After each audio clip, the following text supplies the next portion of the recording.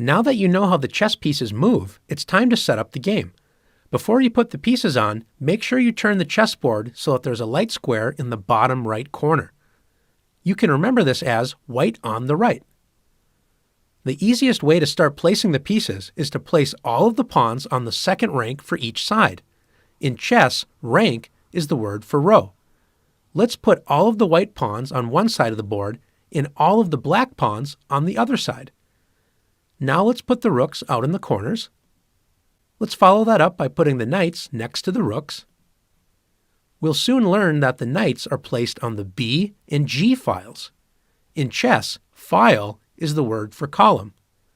To continue, let's put the bishops next to the knights. And now we're left with the king and the queen. Does it matter where they go? Yes, it does. The queen always goes on the matching square.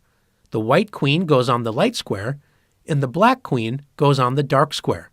Notice they should be lined up together.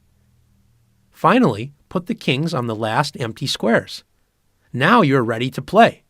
In chess, each side takes only one turn at a time, and by tradition, white always moves first. Now that the board is set up, it's your turn to practice making moves for both sides.